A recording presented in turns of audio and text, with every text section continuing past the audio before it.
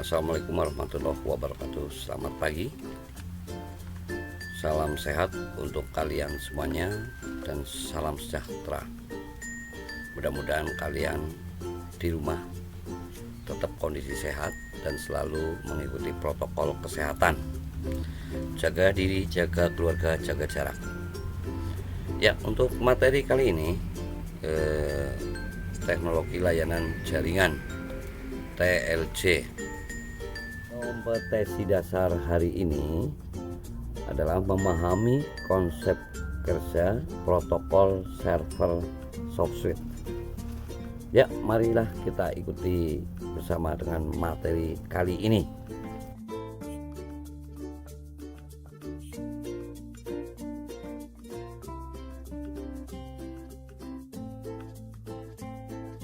Di antaranya yang pertama, pengertian VoIP, Voice over Internet Protocol. Voice over Internet Protocol ini disebut juga sebagai IP telepon atau Internet telepon atau digital phone. Ini adalah teknologi yang memungkinkan bercakap suara dari jarak jauh melalui media internet. Pasti kalian sudah pernah untuk melakukannya, berhubungan atau berkomunikasi jarak jauh melalui media internet. Yang kedua, B, kebutuhan perangkat VoIP. Kebutuhan perangkat VoIP diantaranya yang pertama ada X-Lite. X-Lite ini berfungsi sebagai softphone untuk memanggil atau menerima telepon. X-Lite adalah program gratis yang dikembangkan untuk sistem operasi Windows dan Mac. Dirancang untuk membantu transisi pengguna dari penggunaan telepon tradisional ke VoIP. X-Lite adalah langkah pertama menuju klien desktop via yang terisi penuh. B, IP phone. IP phone ini berfungsi sebagai handphone untuk memanggil dan menerima telepon. Salah satu pertimbangan terbesar seorang ketika ingin membeli handphone. Apakah sebaiknya memilih iPhone atau Android? Karena antara iPhone dengan Android ini jelas berbeda. Kedua sistem operasi tersebut memiliki kelebihan dan kekurangan masing-masing. Ada beberapa aspek yang diungguli oleh Android, sedangkan di aspek lainnya iPhone lebih baik. Maka dari itu penting untuk melakukan riset terlebih dahulu. Coba kita teliti dahulu sebelum membeli handphone baru. Kalian juga harus mengetahui fitur apa yang lebih penting untuk kalian. Dengan begitu, kalian akan mengetahui sistem operasi mana yang lebih dibutuhkan. Pada era 4.0 saat ini, perkembangan teknologi sudah sangat cepat ya. Tidak bisa dipungkiri bahwa banyak pabrik smartphone yang berlomba-lomba untuk mengeluarkan produk terbaiknya, mulai dari brand terkenal di dunia seperti Samsung ya, Samsung, Apple, Oppo, Vivo, Xiaomi, Sony, dan masih banyak lagi brand lainnya. Bahkan harganya bermacam-macam dan bersaing. Smartphone sudah menjadi kebutuhan pokok pada saat ini. Bagaimana tidak dengan hanya bermodal smartphone dan kuota internet, orang bisa mengakses apapun, kapanpun, dan dimanapun. Dia berada dengan sangat mudah dan pesat. Apple merupakan perusahaan produk elektronik yang besar. Dia memproduksi sebuah perangkat seluler yang dikenal dengan nama iPhone.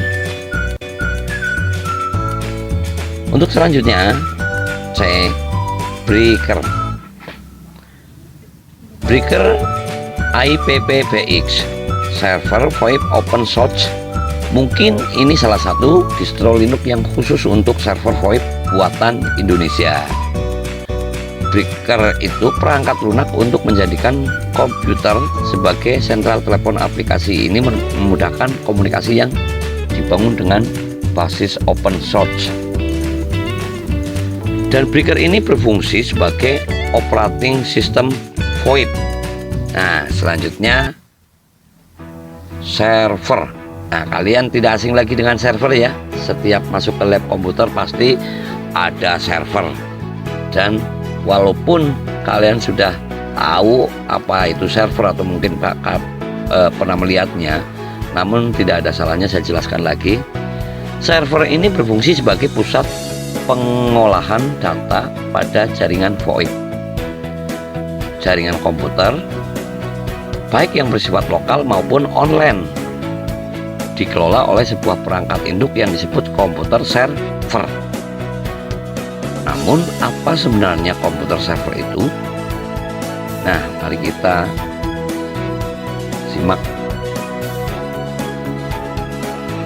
arti dari server itu. Di dalam suatu server atau jaringan terdapat dua jenis perangkat, yaitu komputer server dan komputer klien. Nah, komputer server adalah perangkat yang digunakan untuk mengelola segala aktivitas yang terjadi di dalam jaringan tersebut. Oleh karena itu, komputer ini memiliki berbagai fungsi, termasuk menyediakan database atau file yang dapat digunakan bersama-sama oleh komputer klien, melayani permintaan komputer klien untuk menggunakan database atau file tersebut, mengatur lalu lintas transfer data atau file yang diminta komputer klien, menyimpan data atau file yang dikirim oleh komputer klien, mengatur hak akses data atau file dalam sebuah jaringan, melindungi komputer klien dari malware dengan anti-malware. Poin-poin di atas adalah fungsi komputer server dalam konteks jaringan lokal. Di samping itu, perangkat ini terdiri dari berbagai jenis dengan fungsi yang berbeda-beda. Berikut adalah jenis-jenis server yang umum digunakan. Di antaranya ada web server. Web server ini adalah jenis yang digunakan untuk menyimpan data file penunjang website agar dapat ditampilkan pada web browser. Selanjutnya, mail server. Sesuai dengan namanya, komputer ini bertanggung jawab untuk mengelola layanan email. Kemudian FTP server. Komputer yang berfungsi untuk mengatur lalu lintas transfer file yang dilakukan melalui software file transfer protokol. Perangkat lunak ini biasanya digunakan untuk mengakses file secara online. Selanjutnya, application server. Jenis ini tidak jauh berbeda dengan web server, hanya saja ia digunakan untuk melayani pengguna aplikasi web.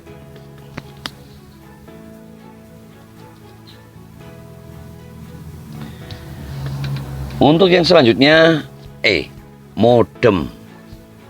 Tidak asing lagi dengan istilah modem ya. Seperti handphone kalian juga bisa untuk modem.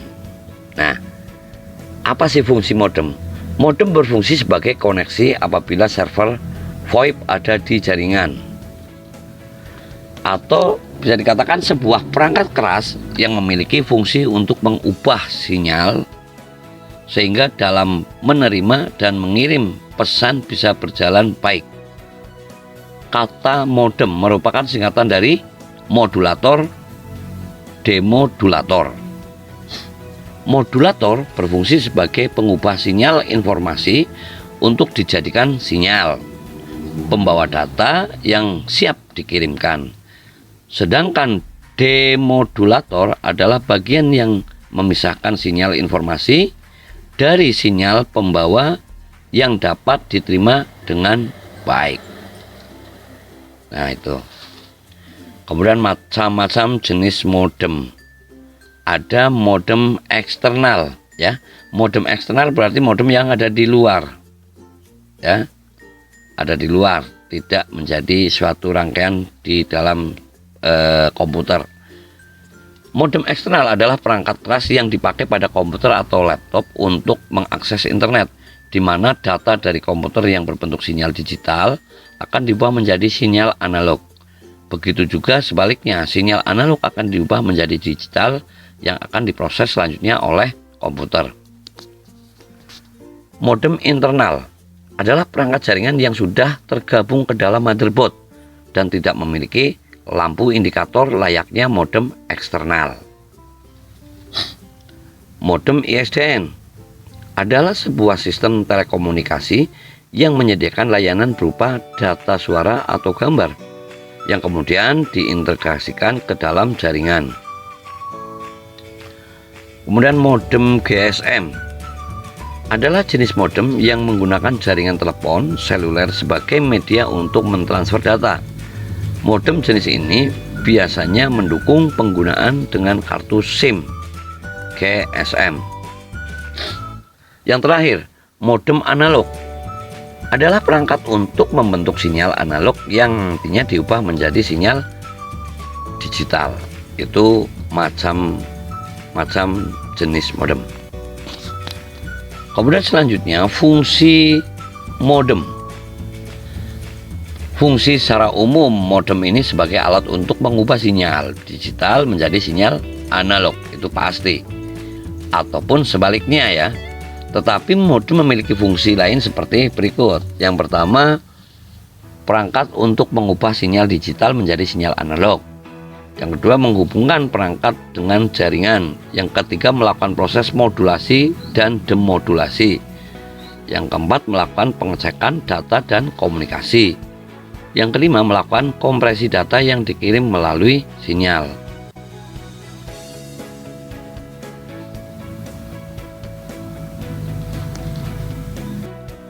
Selanjutnya C, konsep kerja server soft switch. Soft switch ini yaitu perkumpulan dari beberapa perangkat protokol